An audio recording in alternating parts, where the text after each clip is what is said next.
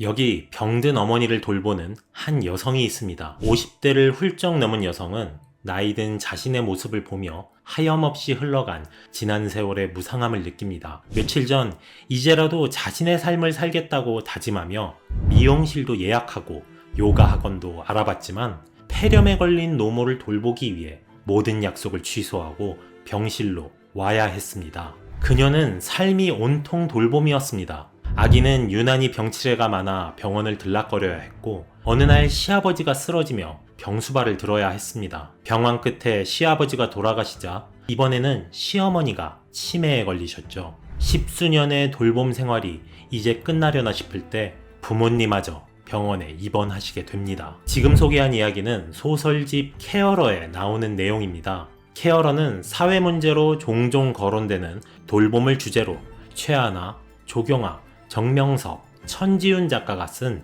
4개의 단편을 한 권의 책에 담았습니다. 제가 종종이라고 말한 이유는 돌봄 문제가 다른 사회 문제에 비해 주목받지 못하는 기분이 들었기 때문입니다. 뉴스에서 아무리 심각한 사회 문제라고 이야기해도 결국은 나와 상관없는 정책과 통계에 불과할 때가 많습니다. 그래서 우리에게는 소설이 필요합니다.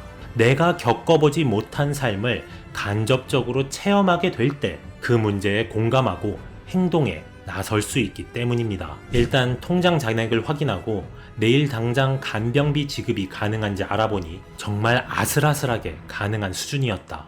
간병비는 시간 단위로 계산하는 게 아니라 5박 6일 동안 근무하면 6일치 간병비를 지급해야 했다. 생각해보니 주말까지 간병인을 고용하게 되면 적금 통장을 깨야 하는 상황이 올 수 있었다. 돌봄의 어려움 중 하나가 돈입니다. 실제로 치매를 판정받은 어머니 간병비로 매달 200만 원을 지출하는 분도 계시다고 합니다. 말 그대로 쪼들리는 생활비가 수많은 케어러를 위협하고 있는 게 현실입니다. 그리고 대부분 이 문제를 어디 속 시원히 말하지도 못하고 속으로 끙끙 앓는 경우가 대부분이죠. 그 어려움을 알아주는 것만으로도 케어러들에게는 좋은 위로가 될 거라 생각합니다. 이것만으로도 이 책은 읽을 가치가 충분히 있다고 생각합니다. 아버지가 처음 수술하셨을 때만 해도 나는 어떻게든 아버지가 쾌차하시기를 바라는 마음으로 최선을 다해 아버지를 돌봐드렸다. 하지만 지금은 어떻게든 꾀를 부리려고 하는 내 모습이 너무도 부끄럽게 여겨졌다. 긴 병에 효자 없다고 말하는 사람에게 발끈하며 어떻게 아픈 부모님을 요양원에 맡길 생각을 하냐고 화를 내기도 했었다. 아마도 교통사고로 갑작스럽게 어머니를 잃었던 경험 때문에 더 그랬을 것이다. 하지만 지금의 나는 한심할 정도로 내 몸부터 챙기는 이중인격자가 된 것 같았다.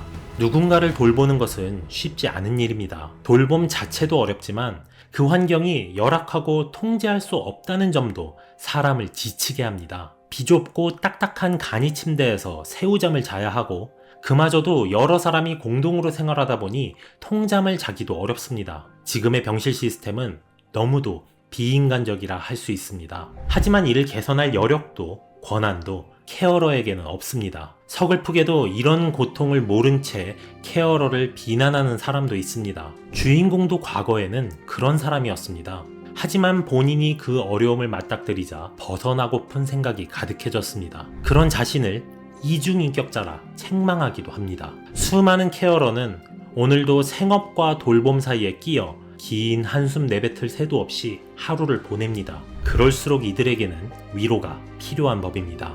지난 세월을 되짚어봤다. 유난히도 많이 아팠던 나의 아기. 이제 좀 아기가 아프지 않고 살아갈 만하니 쓰러진 시아버지, 그리고 장례식. 홀로 버티시는 게 괴로웠는지 기억을 지워버리는 치매를 선택하신 시어머니, 그리고 부모님까지. 세상에 병이란 병은 왜 이렇게 많은지, 내 주변은 왜 이렇게 하나둘 아픈 건지 삶이 온통 돌봄이었다. 시아버지 병수발, 시어머니 치매 돌봄, 그리고 부모님까지. 아마 세상은 이런 사람을 효자라고 부를 겁니다. 하지만 십수년을 효자로 사느라 주인공은 자기 삶을 잃어버렸습니다. 케어러는 효자가 될 수밖에 없었던 사람들입니다. 그럼에도 힘들고 지친 마음에 이기적인 생각이 들 때면 자신을 책망하기도 합니다.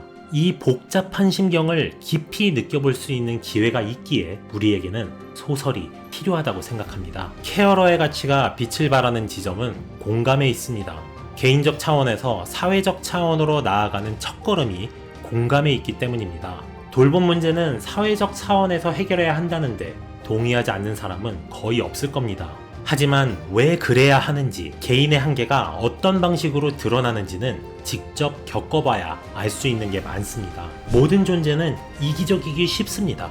아무리 심각한 문제가 있어도 그 문제가 있다는 사실조차 모르면 아무런 행동에 나설 수 없기 때문입니다. 하지만 인간은 사회적 동물이고 이타적 존재이기도 합니다. 누군가가 어려움을 겪고 있다면, 도움의 손길이 필요하다면 인간은 행동에 나서게 됩니다. 케어러는 그 어려움에 공감하도록 다리를 놓아주는 소설집입니다. 공감이 있어야 실질적인 도움에 나설 수 있습니다. 실제로 탁상공론에 그치는 정책 때문에 답답함을 호소하는 분들이 많습니다. 그런 함정에 빠지지 않기 위해서 우리는 케어러의 삶을 간접적으로나마 체험할 필요가 있습니다. 꼭 이런 거국적인 목적이 아니더라도 그저 공감해주는 것만으로도 도움이 됩니다. 힘든 시기를 겪고 있는 케어러에게는 공감과 위로가 꼭 필요하기 때문입니다. 돌보는 사람은 누가 돌봐야 할까요? 우리 모두가 우리 모두의 케어러가 되어야 합니다. 이 한 권의 책이 나를 바꾸고 너를 위로하고